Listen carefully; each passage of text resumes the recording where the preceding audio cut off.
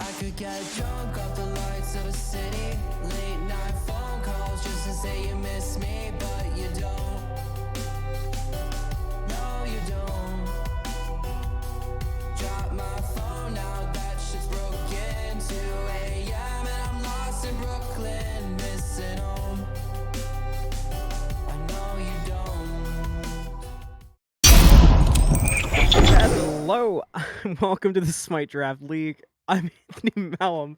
I've got KingFsher with me. My mental's deteriorated. We've casted a lot of games and we're not done yet. Welcome to Divine Division. We have Sunbreakers versus Kingslayers. Fisher, how are you doing? I'm doing great. Feel like I just got my second wind in a marathon. Never been much of a runner, but I heard that's a thing, and excited to get into this one. I don't believe I've casted either of these teams this season, so it's going to be really fun from this perspective, just seeing how they approach the game, all the little intricacies that go into their lineups. But so far, same old Ao Kwong and a Thorban. Nothing really out of the ordinary yet. No, you want to get those jungles off the map as soon as you can. Some things I want to touch on and some sort of housekeeping. We have not seen too many games from... Oh, I'm blanking already. We've not seen too many games from Scotia, Dashiwae, so I'm looking for them to really impress here, while on the other side, I am definitely looking at Sunbreakers to utilize TrapBunny, who is their newest member coming up from our Challenger circuit, which is awesome to see. First round, first overall draft pick coming out of Challenger circuit, going up to the big leagues. That's the kind of story that we love to see in Smite Draft League. Do love to see it. Don't think it was a first overall. I think I took virtually with the first pick, but You don't yeah. count. Oh, okay. Never mind. I forgot about that. So first overall, let him cook forever. Trap Bunny getting his spot in the Divine Division, and also KoalaMang, another player I have a little bit of experience with. Subs for sometimes down there. Always a really calm, cool, collected player. So definitely looking to add that to the team's comms and hoping it's pretty clear throughout. And I love this pick, Aklina. We've seen it a couple times already. And in this meta, when there's so many junglers being banned out, one as powerful as Klina can really just kind of slip through the cracks. Yeah, Kalina is a problem. Having done a lot of games so far from week 4, Kalina is probably one of the more standout picks. I don't think we've seen anybody have a bad performance, even when they haven't really gotten off to a running start. It's been really, really strong. I'm not sure how they're utilizing Trap Bunny quite yet. I'm going to assume that Trap Bunny will be playing jungle like he did on Let Him Cook. And if that's the case, I'm excited to see Trap Bunny's Cleo. I actually, you mentioned having gotten to play with Koala. I was able to play with Trap Bunny in a scrim, which is rare for me to have experience playing with anybody. And it was a really pleasant time. Very also calm, very relaxed, but very simple and clear cut shot calls. If your lane's getting ganked, you know it 30 seconds ahead of time, and it's a clear cut call. Yeah, I wasn't too fond of that game. You and Trap Bunny kind of beat my team a lot, but you know, the past is the past. Forgive, forget. Definitely looking forward to what they can do in this division. And a Hebo Surtur luck, and Hebo is I feel like it was really popular in our league, especially in like week 1. And then since then, hasn't gotten banned, hasn't gotten picked. Definitely the first one I've seen in a while. And I don't know if I love that Discordia pick. Discordia, definitely not a bad mage at the moment, but picking it in the top 3, not something I'm sure I would have done if I was Sunbreakers. So I'm gonna go with this being a Fenrir jungle, and I've been thinking about this. Rage More is the example in my mind recently of a Neja solo. No Neja this time, but Fenrir feels like something the Trap Bunny would play as a where in the scrim that you and I talked about that clearly you have not forgotten about. Trap Bunny played Mercury in one of the games, and it felt like being on something high octane like that, being able to get in your face and do damage, really fit for Trap Bunny. So I could actually see this being Fenrir jungle, Clea solo, which would be interesting and a bit against the grain. Just to touch on the other side, because I have hot takes on Hebo. Hebo is in week 4 for SDL has been a character that has left me thoroughly unimpressed. I don't think I've seen a Hebo do that great one single time. I mean, it's a hard character to execute on, and I don't think that means a character is bad, especially if you get to a point late game, it can do For an sure. absolute ton of damage. For sure. So what are you looking as the ADC response here to Jingwei? I'm not entirely sure. You know, I wouldn't be entirely surprised if they decided to go with a mage ADC because I think it's going to be Fenrir support, Cleo jungle, just because I want to be different. I don't know if it's actually going to be that, but I'm going to say it. And something like a Kronos, especially into a Hebo, not the most mobile, assuming jungler in the world can definitely get shut down with that big dot damage or ramping stun. I think a pick like that would work great here if it is at physical support, but with an Athena lock-in on the other side, we're going to see, and I guess I was wrong, you were right, it's going to be a Ymir hover. A Ymir into this draft, what do you think about that pick for support? I am excited. I feel bad that Jeffrey isn't casting this game because Ymir support is something he's been looking for. I hope it gets locked in. I think Ymir is being severely undervalued so far this season. I mean, the lack of mobility is the most obvious thing, but once you look past the lack of mobility, everything else offered fits this season like a glove. It really does, and for what it's worth, if it is a Ymir lock-in, there are currently no leaps on the side of the Kingslayers, so it can find a lot of value with that wall. That's going to have to be a Phantom Shell pickup from this Athena. Still getting hovered. The only thing I can see them discussing is, I mean, the Maui's open, the Emoji's open, the Kepri's open. Ymir certainly not a bad pick, but there are a whole host of other good ones out there, and it's an Asia. If this it's an Now Atlas I'm too. I was about to say, if it's Neja solo, you called it. now I'm thrown for a loop. I All would, right. I would, I want to see the Kleena ADC. I Yeah. think Kleena ADC is criminally underrated. So that means we got Koala running Cleo ADC, Neja on Ragemore and solo, and Fenrir on Trap Bunny and jungle. That is a disgusting team composition when you consider how these players utilize the gods. I feel bad we haven't talked as much about Kingslayers, but this Sunbreakers composition is just blowing my mind with how well they were able to draft characters that they specialize in. And I mean, even more so than that, it's going to be a really tough team to go into. I mean, how do you play against a triple assassin comp? It's definitely a hard one to adjust to, and bringing it out in game 1, 2, certainly going to keep the Kingslayers on their toes from minute 1.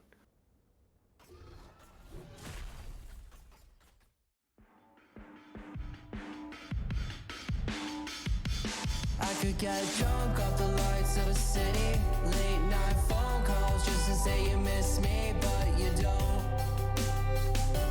No, you don't. Drop my phone now, that shit's broken. 2 a.m. and I'm lost in Brooklyn, missing home.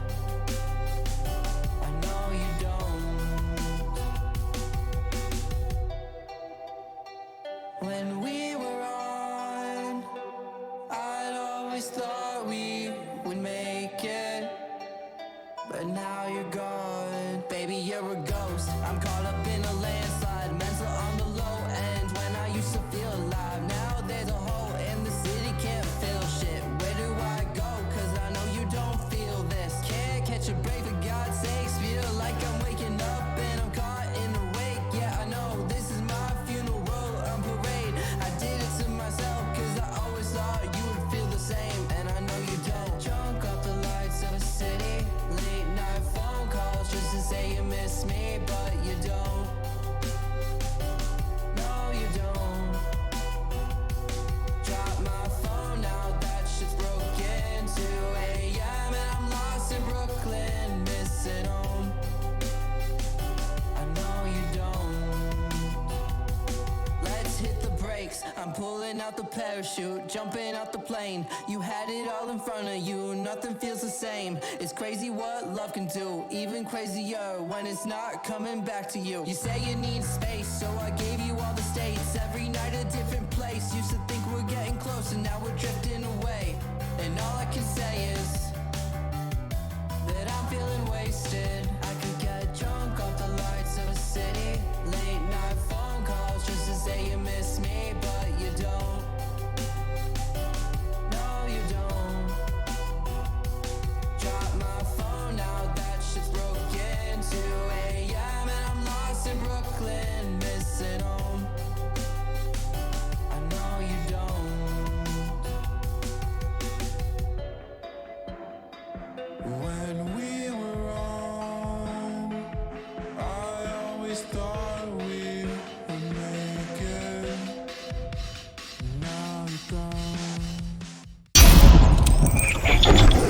Hello and welcome back to the Smite Draft League. We got Sunbreakers on order, Kingslayers on Chaos. I'm Anthony Malum. He's KingFsher. Let's do it. And I mean, already looking at these two rosters, they're two really different team comps. And as much as we've talked about Sunbreakers, I think we went over it a lot in the desk. Kingslayers just kind of slid right by because honestly, the other team was shocking. But this is a strong team comp. It's got a really nice duo lane, one that's going to have a lot of safety, a lot of mobility. Hebo jungle, which we admittedly haven't seen in a while, but a Tiamat Xooter, there's really kind of no way to match that, in my opinion, with the gods that are in the game right now. Yeah, 100%. It's going to be difficult, but oh, that's how you do it. Two-person stun for Trap Bunny. Welcome to Divine. That, honestly, that didn't equal a kill, but a play like that, that's how you get the nerves out in your first competitive set in one of the upper divisions. That has to feel good. Definitely does have to feel good, even if it doesn't result in a kill, like you said. But I'd also wouldn't expect there to be a ton of nerves. Was already performing really, really well in the Challenger division. And even though it's a Challenger circuit, kind of the players that didn't get drafted, there are still some standouts there. I mean, Virtually, who tore it up in our last season, still managed to squeak down there somehow. So definitely no slouches there. Trap Bunny, no different. Humble bragging about Achilles' heel, but that's okay. God, dang it. Shield buff getting contested by the junglers currently, and it's advantage slightly Hebo, but Hebo's third ability, unlike most other junglers, not the most impactful here. So looking for Trap Bunny to try to make a play by the shield buff, and with the amount of time they're wasting, this could end up being a bit awkward. I'm not a big fan of the ring around the rosy around the shield buff lately. I mean, it's not the best, but you know, it's a pretty small XP thing, and this early in the game, I don't think it can really hurt too much. But we are going to see the Hebo get back to mid. Maybe it'll hurt there. Does get the left mids before the Fenrir is able to rotate back. And I think you were talking in the pregame about seeing Trap Bunny on something like the Mercury. Do you think it's going to be a similar playstyle as a Fenrir? I mean, in that one particular scrim, kind of hard carried. It's hard to do that on a Fenrir. It's a pick that really can rely around the team sometime. Bring them back in. Oh, but getting make a you lot a of liar? damage on the Hebo. One basic will do it. Oh, and Evan takes it away. But regardless, First Blood goes the way of Sunbreakers. To answer you, I honestly think this Fenrir could put in some work because I think back, if you want to, you know, mental saturated, let's dive deep. First game I ever played jungle, Season 2, Smite. No idea what I was doing in jungle, but I was unable to trade with my teammate in a ranked game. They said, just go jungle. I said, I haven't done it. I was like, I'll play Fenrir. That seems like an easy pick. I play Fenrir. I was able to drop like 10 kills, and I sucked at the game, and I was in bronze. So if that tells you what I can do, imagine what Trap Bunny can do in his first Divine Division game rocking the same character. I mean, I feel like Fenrir and Smite Origins are just funny. I didn't start playing until Season 7. Didn't know much about the character. Oh, but it looks like You Come Get Some is gonna go. Wow, really good dash. Way to weave throughout the gods there to stay alive. First Blood already down, so that bounty not gonna go over, but still kind of nice staying alive in duo lane, I guess. Does have to back, though, to get some more of that HP. While we have some downtime, and we've been talking a lot about Trap Bunny in a Challenger circuit, I just want to bring up, I'm so excited as we're getting closer to the end of the season. We're coming up on the tail end of week 4 here. I am so excited for when we get to the end and we get to see those Challenger teams challenge the 6th seed to see if they can get in the playoffs. Those are going to be crazy games. I have a feeling, you know, something that esports seems to lack from real sports sometimes is a lot of the emotion and the storylines, especially when you're in more amateur leagues, not in the main stuff. However, you add in a situation like that, and things can start looking crazy and quick. 1v1 getting drastic, but the Windfire wheels off the mark. However, Scotia's got no mana, but the sash is going to be wide right, so no kill for Ragemore. That's really unfortunate to see. I mean, that was going to be a kill done and dusted if Ragemore lands that Sash, but all the same, going to force a Xooter to go back to the fountain. And without that tower teleport up, going to lose out on a little bit of XP, maybe some freedom for this Nage to kind of get one of those bastions down. Now again, TrapBunny looking towards Dashiwae. Okay, at the tier 2, unfazed, Ragnarok brings in Dashiwae, but the police are here, and it's a double kill for the Jingwei. You know, not the most well-educated dive in the world. 2v4, no matter what stage of the game, doesn't feel great, but there aren't a ton of wards up there for the Sunbreakers. Have to imagine they just didn't know how many of the Kingslayers were there. Don't imagine they would have gone in otherwise. Lands a golden apple onto Dashiwae. Dashiwae about 300 HP. Needs to be a little bit careful. Oh, That's look at that. And Evan's got 1 from that. If Evan's doing that at 5 minutes, keep your eyes out at 15 and 25 minutes to see what can be done on this Discordia. I mean, really, really good catching him out there, and if he doesn't land the ultimate there when Hebo starts to dive that tower, I don't think it's that same kill pressure, so really good job from the Discordia, knowing the damage and being able to apply it really, really well. As we look around the map, there's already a 1,000 gold lead for the Sunbreakers, and I mean, the kills are similar. They had a first blood bounty, but gotta just assume this is chalked up to kind of better farming across the map.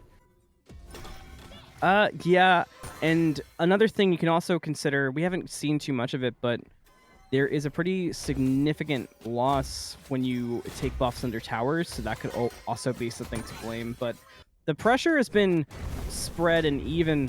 I am looking to see TrapBunny keep it up on this Fenrir and keep applying the pressure and not get caught trying to out-rotate this Hebo. What may happen here is Ragemore getting ganked, falling down low.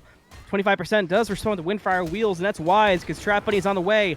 Hebo gonna be low. There's a Ragnarok, and it grabs in Dashiwae and brings him under the tower, and TrapBunny with a save of a lifetime gets Ragemore out of there.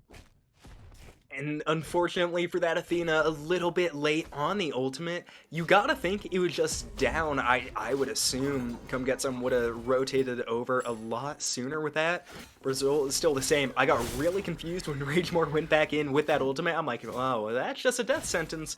Not when you got a big dog around the corner. TrapBunny does get another kill, and really good job by the Najab there, having trust in the new teammate and able to survive that gank, which normally kind of not be able to do. Some Najabs can kind of tend to panic and hold the first target, try to buy themselves some time, but waits until the right moment, does a really nice job with it.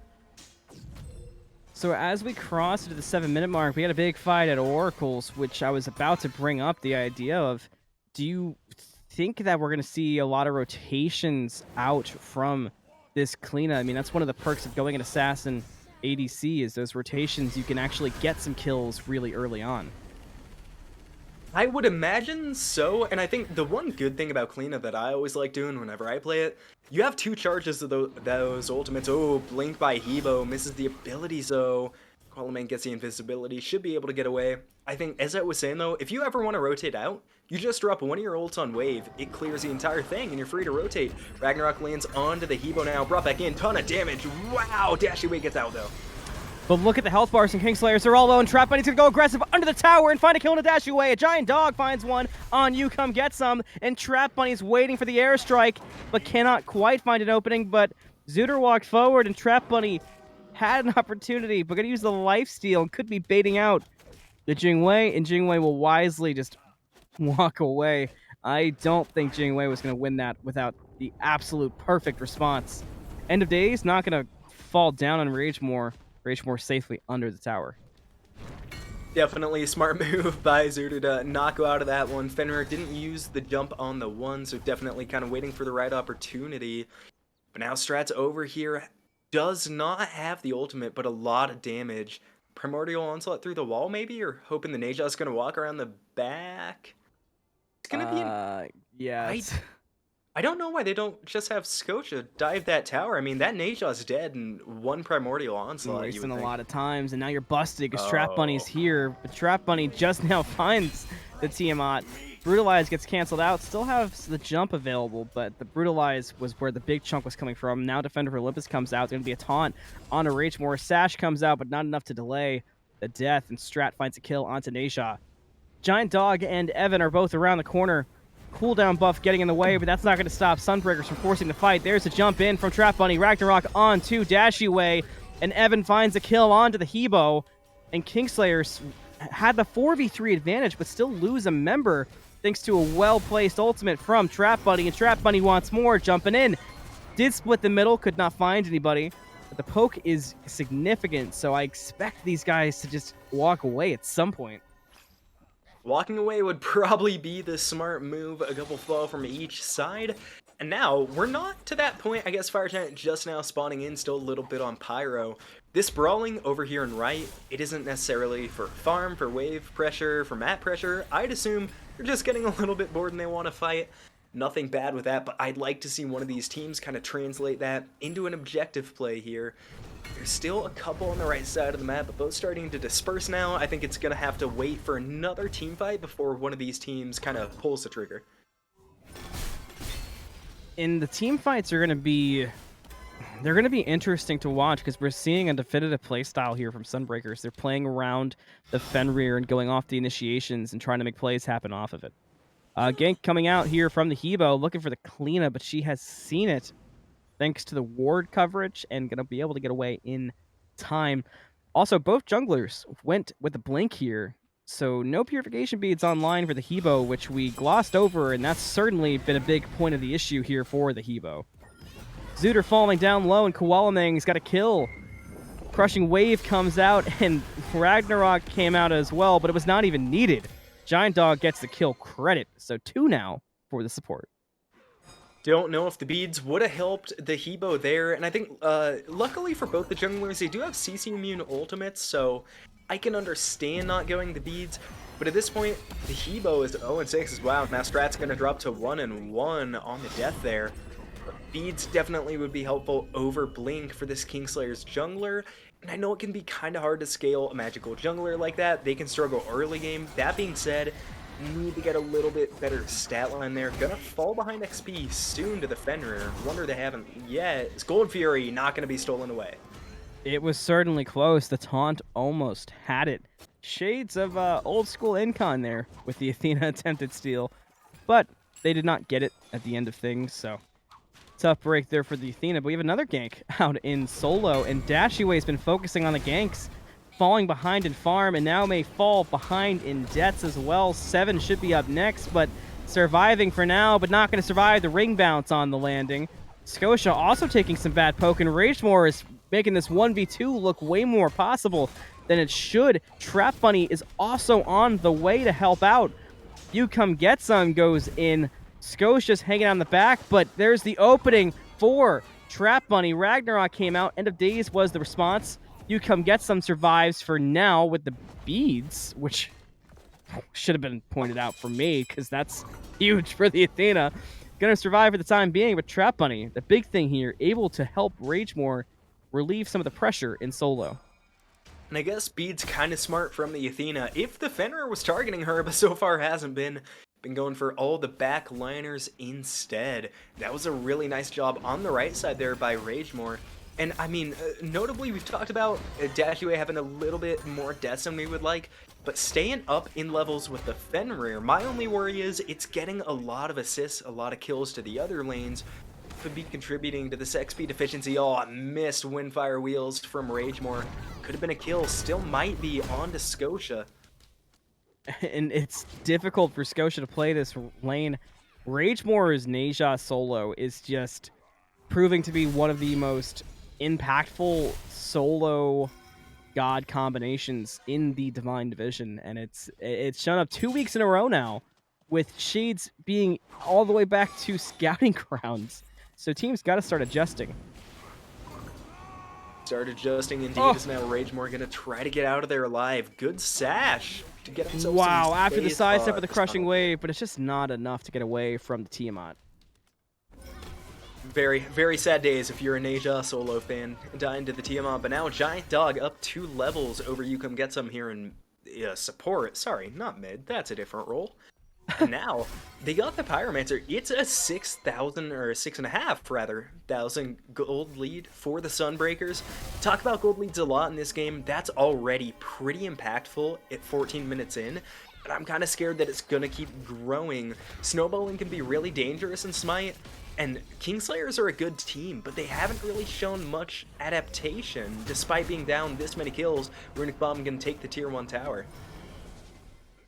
So far, Sunbreakers is playing an extremely clean game. It's very impressive. It does, I mean, aside with the only exception maybe being some of the forced team fights we've seen and some of the gold and experience discrepancies, this is a very clean feeling, way above division game from Sunbreakers. This feels much more like a high tier immortal, even like tapping on the door of godlike. Very clean. Clean indeed. Definitely a good sign. I mean, we're now with this game in the latter half of the season. Obviously, this is the 4th out of 7 weeks. So this is kind of the stage you really expect these teams to be pulling together. I know in past weeks and in past games, we've talked about communication issues being some of the most glaring problems for teams. Shouldn't really be the case at this point of the season, and we can see for Sunbreakers certainly isn't. They've looked coordinated and confident in really all the fights they've gone into. Oni Fury about to spawn up, and we can see Windfire Wheels is bringing up Strat. Apple of Discord finds You Come Get Some, which separates the Athena. The 3, man, pull in there for Giant Dog, but nothing really coming of it. So I'm looking for Sunbreakers to continue their streak, and it looks like they will, of playing off of fights like that. Even if you didn't get kills, take the pressure advantage and go for an objective. And I love seeing that. I wish we would kind of see more teams adopt that style. That being said, I'd like them to commit onto the Oni Fury now. It's pretty low. KoalaMang is going to get it. In the backline, doing a great job zoning, but TrapBunny falls. Some big damage coming out. Dashiwae going in. Sunbreaker's health bar is not looking great. The end of the day is going to land down on top of 3 and do some decent damage, but they're still alive, and now they're turning the fight. Ragemore finds a kill onto the Athena. Sunbreakers looking for a new opening to reinitiate the fight. Evan may be their answer, but Evan's getting chased, and Kingslayers is playing ring around the shield buff currently, trying to chase these kills out. But Sunbreakers will take advantage of it and find not 1, but 2 additional kills. That's 3 gone for Kingslayers. Make it 4! Ragemore gets rid of Xooter. Ring bounce off the purple buff onto Strat, and KoalaMang's here for the defense. It's a double kill for Ragemore, and Sunbreakers takes advantage of the misstep around the shield buff from Kingslayers, turns the fight, and gets the Oni Fury after all. Really strong fight there by Sunbreakers. That being said, I think they could have taken the Oni Fury first off and kind of avoided that fight. Probably a good thing they didn't, as they get 5 kills on the back end. I saw TrapBunny fall though. I thought, oh no, Sunbreakers misplayed. They're all going to fall. Not the case, but Ragemore still might. Low HP, and Scotia and You Come Get Some are back in it. But I think luckily now Sunbreakers is going to choose the right time to disengage, fall back, and heal up. Sunbreakers is on a very upward trajectory here. It's working well. You know, we haven't even really discussed Evan on the Discordia and the work that's being put in. I know I mentioned earlier in the game to keep an eye out for what could be done at 15 minutes. Ironic. And what could be done at 25 minutes. But every single power spike for this Discordia, Evan is hitting it and nailing it. And it's working out fantastic for Sunbreakers. It really is able to stay ahead of this team just a tiny bit, not even in levels, but in gold, and we're really seeing a difference in these fights. I mean, 14,500 damage, up 6k against a lane opponent. For a little bit under 20 minutes in, that's a really, really good stat line, not even taking into account the 4-0 and 5. Discordia definitely feeling themselves here. Maybe that's why they took it in the top 3. Just knew Evan was going to do this good with it. Now Ragemore takes one to the skies. The rest of the team rotating over. Should be a dead Dashiwae, but gets the ult off. Alive for now. The sash off the mark as well. TrapBunny goes to the soul lane for the fight as Ragemore and Giant Dog clean up Dashiwae, but TrapBunny was not punished for separating, and Sunbreakers gets a clean pick onto the Hebo, now pressuring out the tier 2 tower in solo. Actually going to turn into the jungle for a fight off the pings from the mid laner as they found a wild Strat in the jungle. Tiamat will barely get away, but Sunbreakers just can do no wrong right now. They really can't. They're looking absolutely polished in every area of the game right now. I'd love to see them transfer that into even a bigger lead. They force out the ult from Scotia. Now, if I'm on Sunbreakers, that's obviously a massive initiation tool, kind of integral to the Xooter's kit. If I'm them, I am marching straight to Fire Giant, either burst it down or force a fight. I mean, they have an assassin instead of a normal ADC, but doing so much damage, it doesn't matter. Strat knows it for sure, falling for the 3rd time, is now 2 members of Sunbreakers, sitting at 4-0 and 5. It's just well done all around. I mean, every time we take a step back and try to give an outlook of Sunbreakers, we realize there's another member we haven't mentioned, and that's been KoalaMang going crazy on this Kalina. Everyone on Sunbreakers is just pulling through, and Kingslayers just has not had a full answer. A big problem is their jungle has just been completely taken out of the game so far. So it's a tough route back here for Kingslayers. I mean, the answer is certainly farm, but those options are limited due to Sunbreakers map control. So I think I'm going to harp back to something Jeffrey said in one of the Immortal sets, which was plain and simple. At a certain point, you got to start playing out game 1 and start looking at game 2. And it's never a good feeling to have to do that, but I think in this set, it could be the right move as they get Rage more low. I somehow doubt the Nate Shot's going to fall here. Takes it up into the skies, but I don't think TrapBunny's going to get there in time. And does the Nate Shot finally fall? Storm was surviving way longer than what should have been the case. Fire Giant will fall down to Sunbreakers, so the distraction worked. The biggest thing going positive for Kingslayers currently is that Xooter will get the tier 2 tower in the duo lane. But it's not going to stop Sunbreakers from fighting. Defender of Olympus might. TrapBunny gonna go the other way and retreat to the support of a giant dog. And the support for Sunbreakers 3 levels up, it's always something you really like to see. And there are a lot of level discrepancies across the board. But I think the one thing that Kingslayers have going in their favor is that all the levels, the roles aren't exactly equal. I mean, a level 20 assassin and a level 17 ADC, they scale differently. They're gonna have later or different power spikes. Same thing with an assassin and a Xooter. So it's not, I think, necessarily as bad as EXP makes it look. But don't get it mistaken, Kingslayer's still in a really, really rough spot here. I think Sunbreakers have just looked so good in these fights. The Kingslayers, by comparison, have looked really weak when in reality, I think it's just a little bit of a bad start, kind of snowballing out of control. We'll definitely have to see if the snowballing is something that's fixed in the next patch. This is the last week we'll be playing on the initial season of Year 10, as Season of Hope is on the horizon, and snowballing is something that they're trying to affect. I can't help but wonder how the bounty system would have affected this game. It's definitely interesting to like kind of think about it and theorize, and I love that that patch is coming through not too late in the season. It's going to give these teams time to adjust, and I'd really like to see these teams like Sunbreakers, who, even though I think they're a little bit snowbally at the moment, their mechanics and their play calling have been absolutely on point. I think it's one of the few teams that really aren't going to be affected a whole ton by those new mechanics. Yeah, I definitely would agree with you there. As we're crossing into the 23-minute mark, Pyromancer are going to be brought down by Sunbreakers. Certainly not playing with their food, just trying to find the right opening, but at this rate, I think I'd like to start seeing, and I'd like to hear your thoughts, I think it's time to start really putting pressure right outside the Phoenixes and kind of trying to create havoc.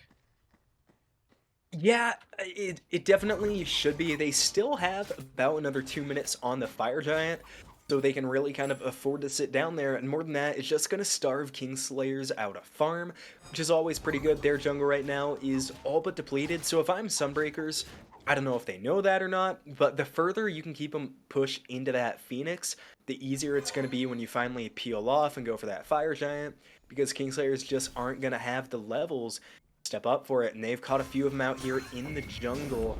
Gonna be a 2v3 at the moment, but I still think it favors Sunbreakers. You can get some taking an absolute ton of damage. Yeah, it's gonna be enough for the Athena to back off. Sunbreakers is farmed up. They got Fire Giant on everybody except Ragemore, and they're ready to go, and they're gonna find a kill on a Strat, and that could be the opening that Sunbreakers need. Almost found one on Xooter, but Airstrike was able to get the Jingwei out of there. Dashiwae is around the back, but I don't think the Hebo can do much, even if he gets in the back. Gonna go for it regardless. Evan is the only person low, but the pre-Aegis should be plenty safe. Crushing Wave gonna be off the mark here. Big damage coming out, and on the ricochet from Evan is gonna be a death for Dashiwae. Now Sunbreakers is in the throne room. Koala gets a kill onto the Athena. And there's the Ragnarok on the Xooter, pulling him out of the fountain. He does dash away into safety. Sunbreakers getting knocked up and around. They can't fully end just yet. Don't have the health for it, but they're certainly going to try. Xooter going to go into the air with Rapid Reincarnation, but not going to land down. Going to go right back to the fountain. And Sunbreakers may have realized they weren't quite ready for a full siege without minions, so they're going to back up for now. But once those minions are back online, I think Sunbreakers may just look to run it in. And I gotta say, I absolutely love seeing the Sunbreakers at least try it. I can't even count how many times this season, last season, I've been thinking like, oh, a team can probably end, but no, they're gonna go to Phoenix, or they're gonna go to Gold Furies or something. They don't end up able to win it off that one, but I love that they at least tried. I think they're gonna have a better understanding of how they're gonna be able to perform in that Titan room, and now all 5 members have Fire Giant. They're gonna be full health soon. If I'm them, I don't know if I would even bother with that last Phoenix. I would just kind of run into that Titan room and force a fight. They know now that they're going to be able to do it. Yeah, there's basically nothing stopping them. Builds are coming online. I mean, look at the build comparisons. Kingslayers just, as much as they're trying, they just cannot match the damage being output here from the Sunbreakers. Look at the damage charts. The top 3 are all blue, then a drop, then red. Then you've got Trap Bunny, but you can't even discredit the damage there because we've seen how Trap Bunny is being utilized. Go in, Ragnarok, find somebody, bring them back, get out, repeat. And it's all working, and it's all been done to perfection. It really has, and I love when people utilize Fenrir like that. I think that's when the Big Wolf is at his best. Kind of played like, not necessarily a facilitator jungler, but just kind of focusing on letting the team breathe easier. Now Ragemore up here, absolutely just 1v5 zoning as the rest of the team walks over. I don't know, I feel like they're gonna go for that right Phoenix. I don't know if they need to, but honestly, with Fire Giant, I don't think it can hurt. Wow, 4-man taunt here at the end, being defined as you come get some. Windfire Wheels goes up into the sky on the landing. Ragemore still alive for now, gonna fall down to Strat, but not before Dashiwae has fallen. Evan finds a kill onto Scotia. And now Sunbreakers with the 4v3 advantage, and Fire Minions will be pushing in from every wave. This is the opening that they've been waiting for. Some poke does find Trap Bunny, but have you seen Fenrir's lifesteal in this patch? Going to be completely fine. I think this is the moment Sunbreakers is waiting for. They're going to walk in with the Fire Minion waves and start hitting the Titan, tearing the veils. Already got the Titan down to half health. Giant Dog going to go in, does find Children of Creation, and the Storm variant does some work on Giant Dog, but that's the only person it's done damage on. And Sunbreakers just being stopped by positioning. Titan falling low without any work. They finally go in and bring the Titan down. Sunbreakers take game number 1. We'll be right back on the desk to break it down for you.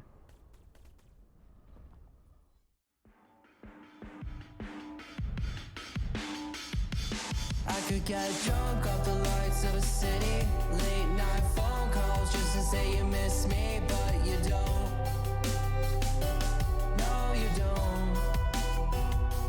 Drop my phone now, that shit's broken. 2 a.m. Hello and welcome back to the Smite Draft League.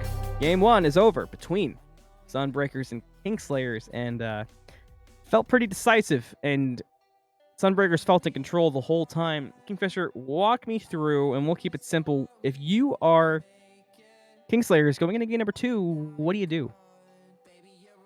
You know, it's a little bit difficult because even though they had a few tiny mistakes, that game was more Sunbreakers just absolutely taking over. They had a lot of really mechanically good plays, so if I'm Kingslayers, I'm kind of expecting that game too. I think just getting a comp that allows you to play a little bit more confidently, and especially a lot of their team fights were pretty stagnated, especially with that Neja rotating around. We saw a lot of 1v2s, 1v3s, just buying a ton of time for the team. You need to find a pick that can kind of mitigate that, or allow your team more mobility, give yourself a little bit more freedom on the map to kind of adapt to that playstyle. and we'll see if that is going to be the opening that they have. For me, it's really just a matter of changing up your jungle and then looking to at least give it an attempt to match Sunbreaker's team fight presence, because clearly they came to play, and that's the only answer I can find for Kingslayers. But those answers will be there in game number 2, which we will see when we come right back on the Smite Draft League.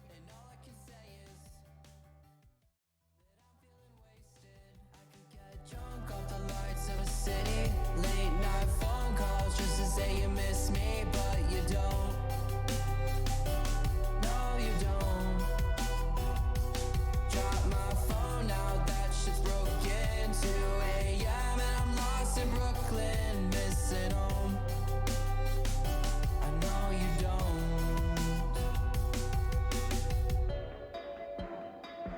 When we were on, I always thought we would make it. Now you're gone.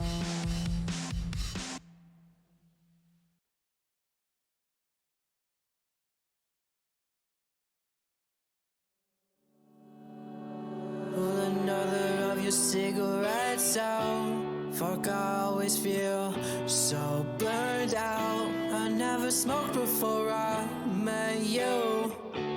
Now I chain smoke the way I like to kiss you. Cause I know you're with them while I'm here, staring at a red light. Stopped, windows down, cursing at the street signs. When every road could lead me back to the memories that we once had, yeah. Tell me how this so easily falls apart. Cause damn, you still fucking have my heart. And all I have is another of your cigarettes lit, but not a single fuck left to give. I could explode, I feel like gasoline when you're mad at me. Lit a match in the wind, so I'm asking please. I try to cope, go through the motions, no, I got a noose around my throat. Fuck, I love you, but I know that I should let you go. Situations got me pressed and I'm on overload. I'm on overload, so another of your cigarettes out. Fuck, I always feel so burned out. I never smoked before I met you. Now I chain smoke the way I like to kiss you.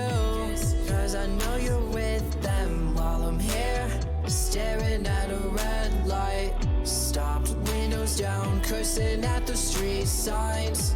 When every road could lead me back to the memories that we once had, yeah. Tell me how this so easily. And after an electric game 1 from the Sunbreakers, we're going to see if they're able to run it back in game 2. Force a quick set here. I'm KingFsher, and this time I'm going to be joined by iNooblet on the desk. So, in that first game, did you see anything that you kind of want to translate here to the picks and bans if you're either team? I think that's tough. Well, first, thanks for having me here. It's pretty exciting to be watching TrapBunnyEam. I know you talked about it extensively. He was my first round draft pick for the Challenger Circuit. Very happy for him to move up here. Divine's he's been performing great. Exciting to watch. It's tough because what do you do into this comp if you're Kingslayers? They just ran triple assassins at you. Sure, you didn't plan for that, and it worked really, really well. You can't ban all of those assassins and the meta picks that you got to get out of here, like Ao Kwang. Clearly, they thought Trap Bunny was a little too strong on the Fenrir, got rid of that. I think it's a smart play. I think I probably would have prioritized the Neja just because, wow, Ragemore was just insane on that. Literally 1v5ing. Get him on something that's going to be less of an impact, and then pick something like the Awilix or something that's going to deal with the Fenrir on its own. But so far, they have made moves, and Cleo actually off the board themselves for Sunbreakers. I definitely think banning the Neja would have been a good move. I think Anthony talked about it in the desk of game 1. Ragemore has played that pick in the past, looked really strong on it, so even if they don't go to a similar team comp with the 3 assassins, Seeing an Aja solo, I would be absolutely fine with, and I like this Merlin pick. The Hebo worries me a little bit. I think, granted, Trap Bunny looked a lot more comfortable that game than Dashiwae did, but given how good they just performed on a traditional assassin, I don't know about running the Hebo. It's going to be an interesting one to watch. Yeah, the Hebo's interesting. I mean, obviously can be a hyper carry. We don't know if that's going to go mid. We don't know if that's going to go jungle.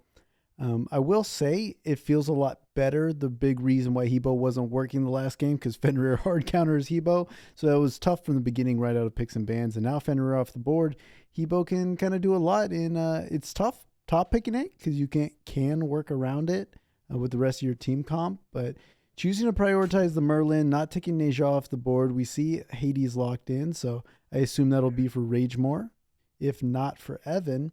But it'd be interesting to see how they deal with this Hebo now. Hercules, not a bad start.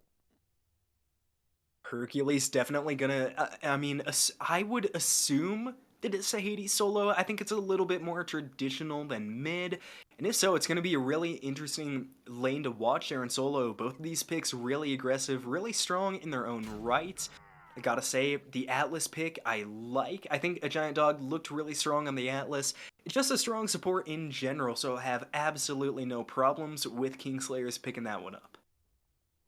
Yeah, I'm surprised that they didn't run back the Hebo. I know it felt kind of bad, but you took the big reason it felt bad off the board. I do like them taking away Atlas, so now you've changed up the Fenrir, you've changed up the Atlas.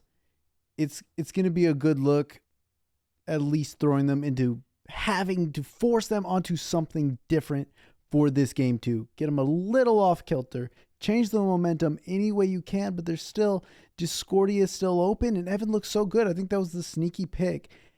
A good Discordia is so detrimental. The chaos that she creates, and also just the passive. Whoever is just killing it on your team, getting that added buff from the disco passive is huge. And combine that with something like a Hades ult, can keep them all together, it could be crazy. So we'll see if it's played out in the second round as a Bacchus locked in. Honestly, I'm going to say it. A Willix would be a huge pick here. Willix catches Bacchus. A Willix catches Hades. A Willix is so easy to feather step the Hebo ult. Plus you have a Hercules and an Atlas and a Merlin knockup. I would love to see that pick here. I think, like you said, it'd be an absolutely insane pick. The only worry for me would be it's very different stylistically from that Hebo that Dashiwae ran in game one. True. I don't think Dashiwae would be really worried about playing an Awilix, but especially in a short turnaround like this, where the Sunbreakers were so dominant in game one, if you run a high execution god like that, you have to be able to be on point with it from minute one. So I'd like them to run the Wheelix, but it's going to take a lot to do it successfully. Oh, the Loki hover. Because like we said, they ran 3 assassins last game, so I wouldn't even be surprised if we get an Awilix carry over here for Sunbreakers. Just no telling what comp. They didn't even have their whole comp banned out or picked away, and they're still running something different. These guys are anarchists, and I'm here for it, and I love it. As a Humbat, honestly, a much-needed presence. A lot of disruption, a lot of huge team fight, and can be a hyper carry. I like that lock-in a lot. Humbot's definitely in a good spot in the jungle right now. I think I still would have preferred to see the Wheelix, like you said, but I mean, pretty high CC, really good damage, and translates well into the late game. So I don't hate the pick at all, and followed up with an Ishtar. Pretty solid jungle and ADC there. If it weren't for how game one win, I would be a lot more confident looking at the Sunbreakers team or Kingslayers team comp. Interesting that there's no priority of the kind of meta ADCs right now. Rama not banned away, not picked up. That's an interesting one. Maybe just not a comfort pick. Ishtar obviously very strong, always will be very strong. What I'm really looking forward to is this final 10th pick. What will it be? Will it be something spicy like, hey, a Willix carry right here when you already have 2 knockups? Fantastic. Plus the Humbat sleep. It could still work. I'm here for it. I've seen it work. I wouldn't mind it being locked in, but I'm not sure. Could still run traditional. Could go Rama. This could be a Loki carry and a Medusa. Something we do not see very often nowadays. Definitely don't. I do like to see it. I don't think Medusa is in a bad spot in this meta in the slightest. Should be really interesting to see how they pair with the Bacchus. and still a little bit of an odd comp. They do have... Oh, they're still... Okay, so it is... Maybe? Okay, so it's going to be a Loki ADC Medusa mid. Huh, not what I was expecting. Crazy team comp. I don't know what these guys have been planning on the sidelines, but how do you prepare for that as Kingslayers? The answer is you can't. You run the comp that you think's the strongest, that you're all comfortable on, and try and deal with this craziness as it unfolds mid-game. Definitely going to be a wild ride from start to finish, but can't really wait around anymore, so we're going to see you back in game for match number 2 between Sunbreakers and Kingslayers.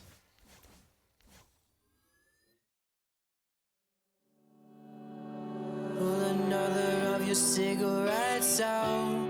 Fuck, I always feel so burned out. I never smoked before I met you. Now I chain smoke the way I like to kiss you. Cause I know you're with them while I'm here, staring at a red light. Stopped, windows down, cursing at the street signs. When every road could lead me back to the memories that we once had, yeah. Tell me how this so easily falls apart. Cause damn, you still fucking have my heart.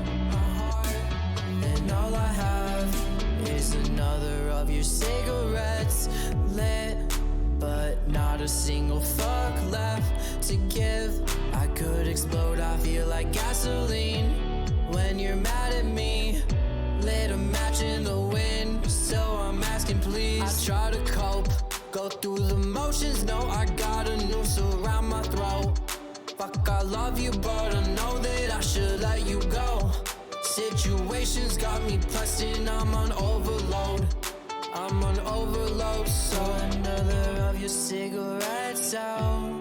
Fuck, I always feel so burned out. I never smoked before I met you. Now I chain smoke the way I like to kiss you. Cause I know you're with them while I'm here, staring at a red light. Stopped, windows down, cursing at the street signs. When every road could lead me back to the memories that we once had, yeah. Tell me how this so easily falls apart. Cause damn, you still fucking have my heart. Tell me how this so easily falls apart. Cause damn, you still fucking have my heart. And all I have is another of your cigarettes lit.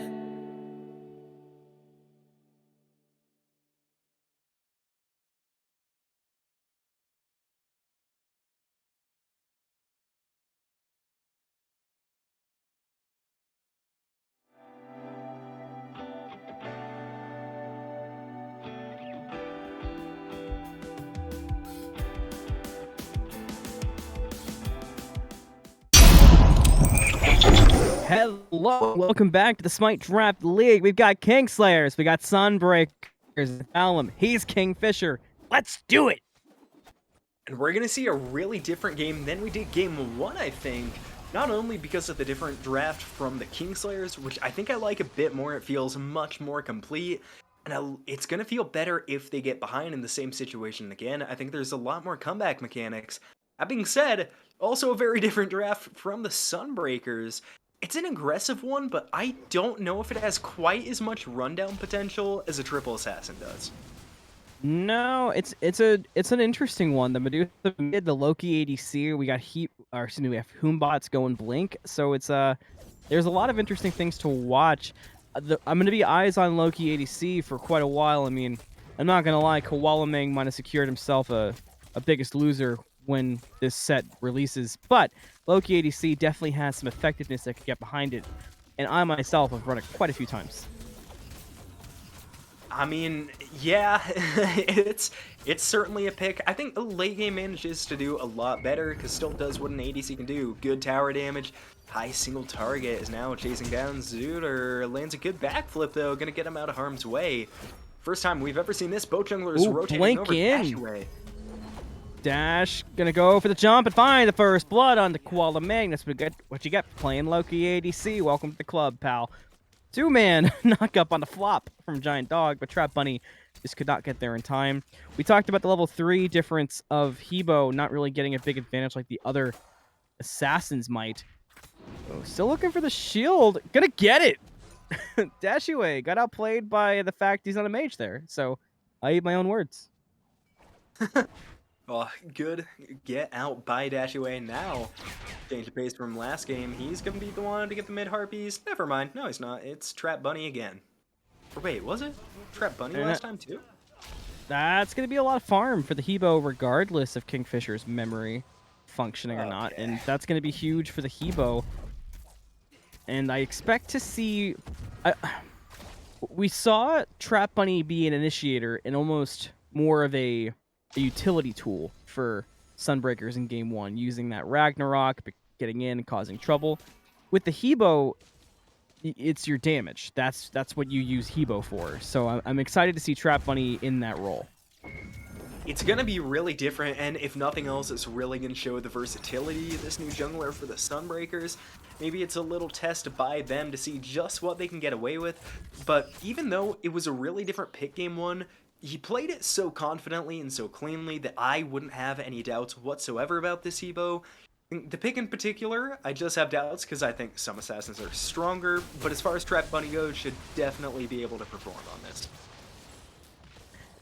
Talking a bit about Kingslayers, I am looking for Xooter to... I mean, Loki is not an easy ADC to play around. It's an uncomfortable matchup.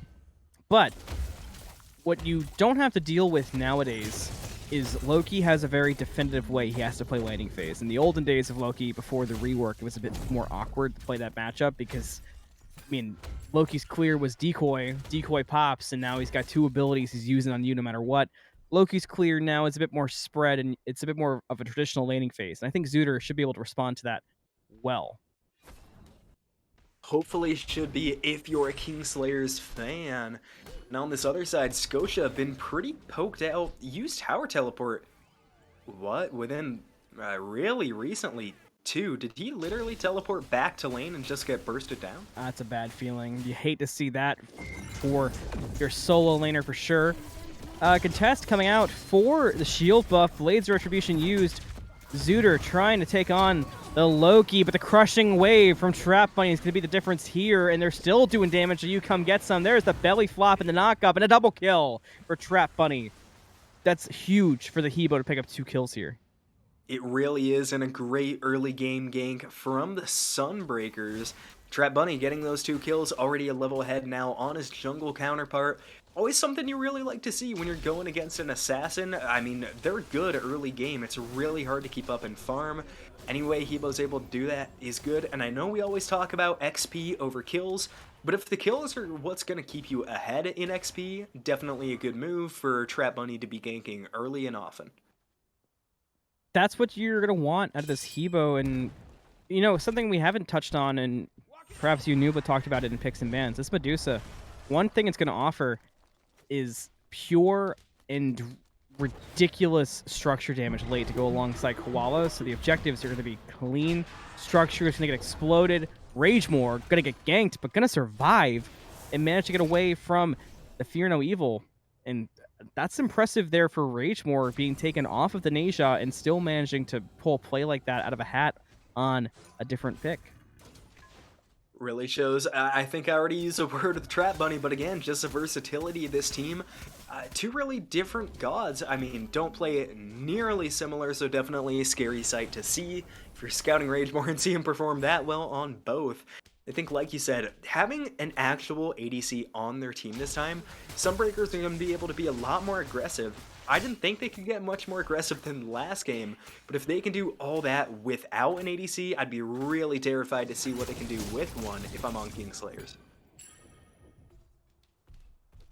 So if you are right now, let's talk about mid again. If you're Strat, you clearly have a damage advantage for the next few levels. How are you utilizing it? And are you trying to play around ganks from your jungle? Or are you trying to create the opportunities for your jungle? I would honestly treat it a little bit more as setup. I mean, the Medusa's already a level ahead, has beads, has a CC immune ult, has a pretty long dash. In my mind, this Merlin should just trying to be trying to poke out as much as possible, kind of make it a little bit easier if Dashiwae wants to rotate over. Merlin can't draw the beads like a Hunbots can, so unfortunately Medusa probably going to have those up, but it's really going to take a team effort to shut down Evan there in the mid lane. Scotia poked out again in solo lane. Does have teleport up this time and going to use it now. But you talked about getting poked out and just now getting that Golden Blade online. I can't help but feel like this is going to be a light snowball over there for Ragemore, and I'm curious if Sunbreakers is going to start taking advantage of that and putting a lot of pressure across the map and having Ragemore rotate around as we see the proxy come out over there. I certainly would be if I was Sunbreakers. I think it's also going to kind of disrupt this Hercules' build. Normally feels really good when they get that Breastplate of Regrowth online. Going into a magical solo can't really do that as Dashiwae going to attack KoalaMang. Ooh, but a really good get out there by Loki. Has to use the ult. Going to see the Fear No Evil? Doesn't need it. Yes, Assassinate was not enough to survive, and look at Ragemore right now, proxying at the Phoenix at 7 minutes. Gotta proxy the lane that you just proxied. Absolute inception there from Ragemore. Gonna allow the rest of the Sunbreakers to start moving towards this left side of the map. They know the Hercules is pushed up, kinda has to in order to keep that tower alive. Now the Hades going around through the back, still has a Pillar of Agony available. This is a really good chance for Sunbreakers. I don't know if they're going to go onto the jungle or onto the Ishar. It looks like jungle is the target. Dashiwae gets away fine. Ishar should get back to the tier 1 tower in time. And Dashiwae has to play this so carefully because he does not have purification beads. So it could very easily be caught in Pillar of Agony. But ultimately, Sunbreakers doesn't get much out of the rotation there from Ragemore. So despite the Phoenix proxy, worked out pretty well for Kingslayers. It really did, and I mean, Sunbreakers last game, they did go onto the objectives pretty early, I think about the 11-12 minute mark. Maybe, I could be completely wrong, so if you're on Kingslayers, definitely something to look out for, because I think that was a stage we really saw the Sunbreaker comp kind of really come together, flex their muscles, show exactly why they were in the driver's seat of that one.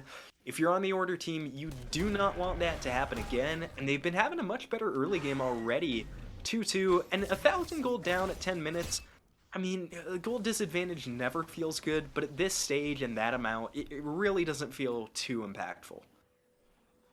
No, and that's big for, I mean, it's also big for the mental of Kingslayers. Definitely had such a tough time in game 1, especially towards the end there. So being able to change that mental round, feel like you're more in the game.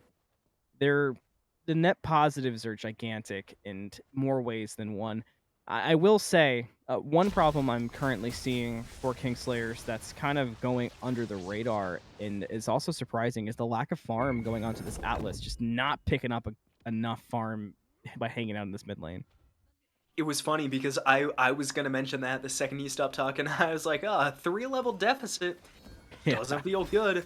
Closer to 2.5. Luckily for Atlas, the rest of his team doing okay on farm. KoalaMang, again, going to be the target. I don't think Dashiwae gets that kill at all. I would definitely be falling back if I was a monkey here, but Giant Dog leaps in, gets a knock-up. Gonna stun onto Hunbots as well. Big damage coming Dashiwae's.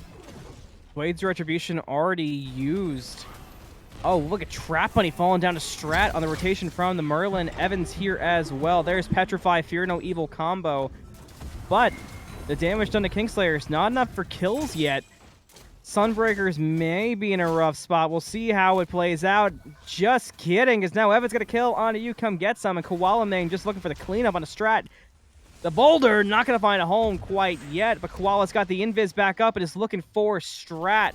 But Strat's going to go to the safety of the tower, and now Koala's caught out without the invis. Gets away, but barely. The health bars are tasty right now, and Ragemore is looking for a snack. Pillar of Agony comes out, and oh no, Dashiwae jumped inside a Pillar of Agony and couldn't get out. The tower does bring down Scotia, but Sunbreakers is in full control of this fight, and Giant Dog kills Strat. Health bars are too low to look for an objective, and Scotia gets a double kill thanks to the tower, and then the dash on to Koala. So that fight ends up more even than it should have been, but huge advantage for Sunbreakers there. And that was a great micro play from the Hades, getting onto the backside of that tower, forcing the Pillar of Agonies. I mean, made two of the sub 200 HP members step right back into the waiting arms of Sunbreakers. Probably could have canceled that ult a little bit earlier and maybe gotten out alive, but regardless, handed some kills over to his team. Already was looking pretty good in XP because of all the proxying they did earlier, I think we pointed out. So really, really strong job by that Hades. Is now Sunbreakers at a 3,000 gold lead. It's not as big as it was last game, but I think confidence-wise, the Chaos 8 team has to be feeling really good right here. Yeah, it feels like they've had everything going their way for a while now, and Kingslayers just every time they have an opportunity, it just gets snatched away. As we do see set up again for Pyromancer, it can't help but feel like Kingslayers is already having to respect damage from Sunbreakers, and that was not how they wanted to play this particular game. It wasn't for sure. I think they're in a lot better spot than they were last game, though. It's only a level deficit at most, and the Ishtar does have a level up on that Loki. And I think the aggression really being kept in check here from Sunbreakers, because without those massive leads, without the triple assassin, it's not nearly as aggressive. But now KoalaMang, getting aggressive onto waves, and now I like this from Kingslayers. The objective pressure, that being said, it's going to be a really close call. And it's going to go the way of Sunbreakers. They got the Gold Fury. They got kills coming alongside. A Pillar of Agony helps find the third. Sunbreakers takes out 3 members of Kingslayers. Just Strat and Xooter survive, and Sunbreakers is just dominating. I mean, they really are. It's starting to be shades of last game, which if you're a Kingslayers fan, you don't want to see. But I think we've already talked about the team comp is structured better to play defensive than it was last time. The only thing I'd be worried about, this Hades, it's already having a big effect. I mean, the Neja last game was too. Hades can arguably spread himself around the backlines a lot more. With a Hebo dive and a Hades dive, it's going to be a lot more chaotic for Strat and Xooter to stay alive. Come Get Some has to be absolutely on point with the Atlas this game. They're putting in work on the Rage more. Fear No Evil as well. Dashiwae finds a kill onto the Hades, who was definitely hanging out a bit too deep in. But it's going to be all they find. So while it's some good gold, it's certainly nothing that's going to be earth-shattering right now for Sunbreakers. Yeah, now spread out across the map again. This Hercules is going to manage to get these Bastions down, maybe going to make it a little bit easier if they get the opportunity to split push. Don't really see a world where that happens at the moment. I gotta say, I'm a little bit surprised. There's not a ton of aggression coming out of this Loki. Whenever I've laned against a Loki ADC, they've literally ulted me on cooldown for the entirety of the 20 minutes. By the end of that time, both of us were like 10 and 10. I'm really glad to see KoalaMang showing some restraint. 0-3 and 4, not the best scoreline in the world, but staying caught up in levels with that ADC when you don't have as much clear, it feels good if you're an assassin in the duo lane. Could certainly look for some more 1v1s, because the counterpoint to your point is that Loki is somebody you want to be taking those 1v1s on. As we actually see over the duo lane, is that going to be a solo kill for KoalaMang? Yes, it is. On to Xooter. Caught him sleeping and heard KingFsher talking. We go back to mid, and what do we see? It's a crushing wave taking out Dashiwae. Next up on the chopping block is going to be Strat. It's a double kill for TrapBunny. Could even be more. You Come Get Some is only level 10. And 1 basic ought to do it, and Evan's got the basic ready for it. 4 members down for Kingslayers. 4 down for Kingslayers now. Scotia, the only one alive. Tier 2 tower in mid is going to be the target. Don't really know what the Hercules is going to be able to do here. Forces them out of tower for the time being. Lands a boulder onto Evan, who's dropping low. Ultimately, though, not going to do much. Scotia has to retreat. Tier 2 tower, though, still pretty tanky now that Evan kind of has to leave.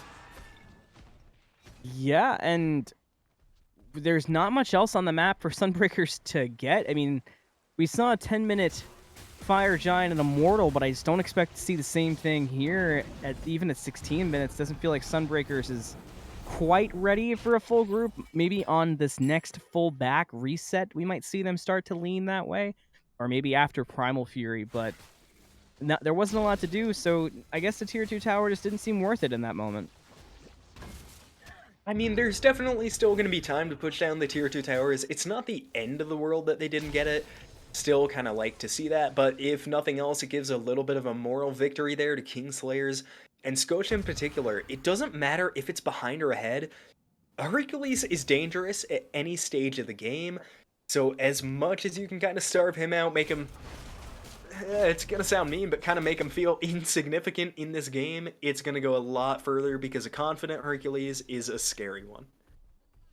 Pyromancer was getting pulled by Evan and Ragemore, and Kingslayers, down significantly in levels, did peek over, but Sunbreakers was not willing to push it quite in that moment. So we see a split grouping. We got 2 by Primal, 2 by Pyro at the moment. And it looks like they're going to go for Primal and just say around Pyro to make sure nobody can take it. Dashiwae is going to look for the contest. KoalaMang has fallen quite low from tanking it. Now they're going to let the Primal Fury go as they contest the Pyromancer. Back at Pyromancer side, same story. Pyromancer down at half.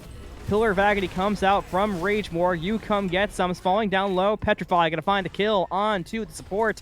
KoalaMang finds a kill in the Dashiwae on the left. We're still looking right, and what do we see? We see a Scotia running away, trying to catch up to Merlin, and now both objectives will be secured at the same time, so the split call actually works out for Sunbreakers.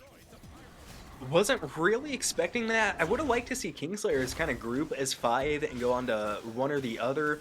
Probably would have had the upper hand in both cases, but not really able to. Sunbreakers now, their lead grows even bigger. 10,000 gold, 18 minutes in.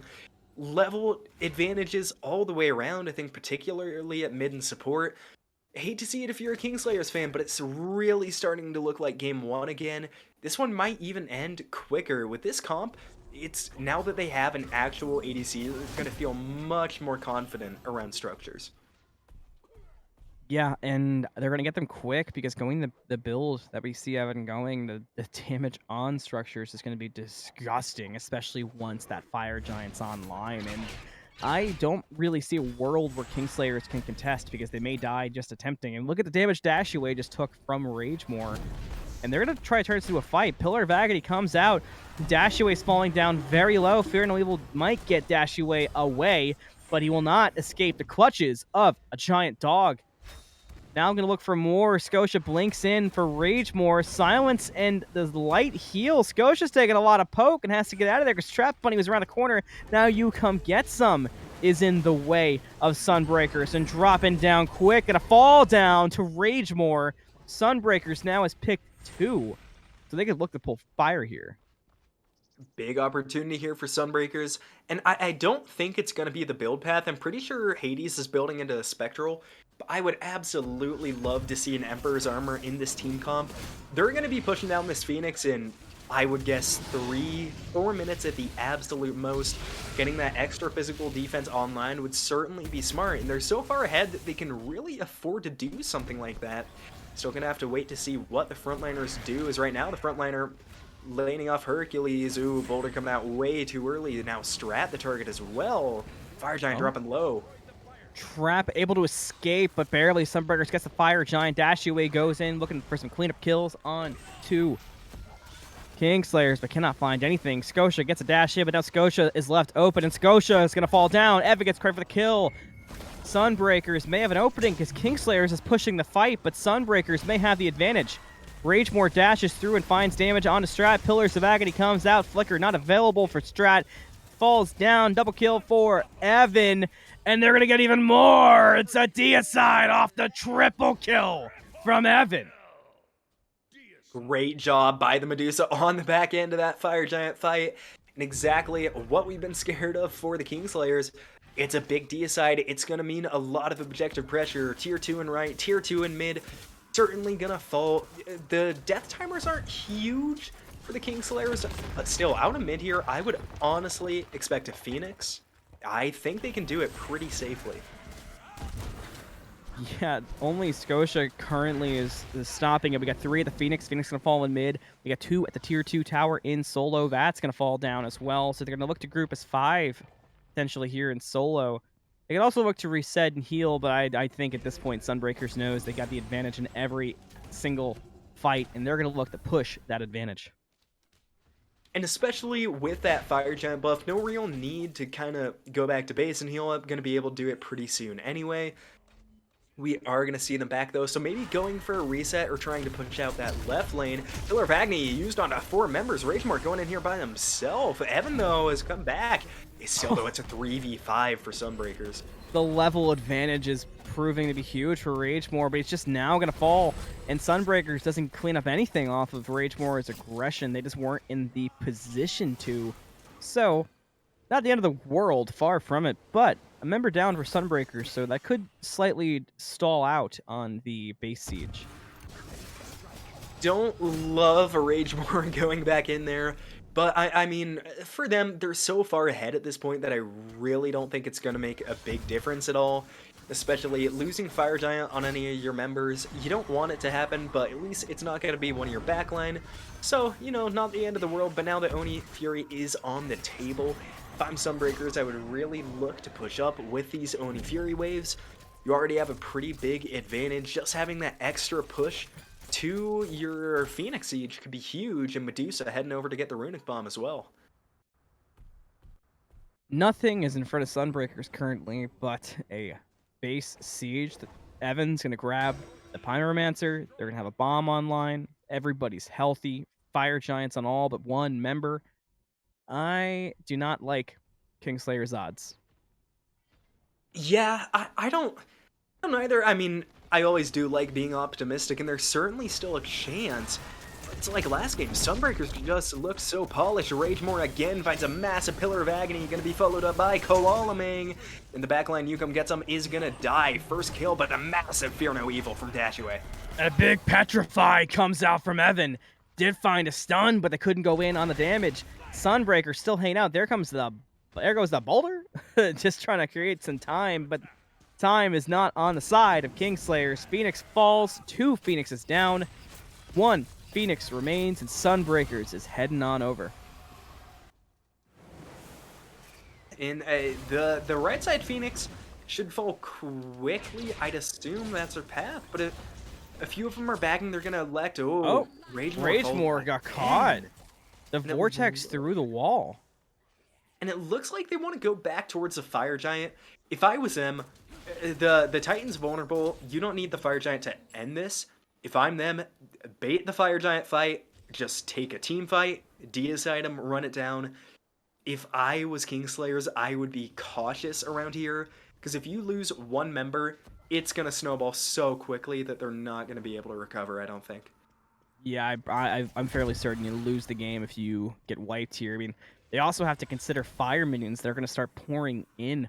They've lost duo side Phoenix, and they realize the same thing, and they're going to go ahead and send Strat back to defend it. But Strat is their main damage right now, so this is just such a bad spot to be in for Kingslayers. Not an enviable spot, to say the least. I think the only thing going in Kingslayer's favor is they don't have to step up too hard to this Fire Giant fight. It's not going to matter if Sunbreakers have the Fire Giant or not. It's going to come down to the team fight afterwards. So not a ton of pressure on Kingslayers to show face there. That being said, don't know why Ishtar and Merlin are so far out. They definitely need to get back to base right now. Ishtar, not quite getting the memo yet. She's gonna take the long way back. Oh boy, I don't like this position here for Ishtar. Could get lucky and will go the smart way. I was worried Ishtar was gonna turn through mid. But mid Phoenix gonna fall down. Sunbreaker just needs the opening. They actually get pulled in. Evan with the petrified response only finds come get some, but Evan's able to get out of there safely. Sunbreakers looking for the opportunity. They may have found it with Pillars of Agony. The damage is great. TrapBunny brings down Scotia. Titans at half health. Double kill for Ragemore, and Sunbreakers is just looking for the right opening. Only 2 remain for Kingslayers. Scratch that, 1's left. Triple kill for Ragemore to bring us to the end. Sunbreakers takes the set 2-0. We'll be right back on the desk.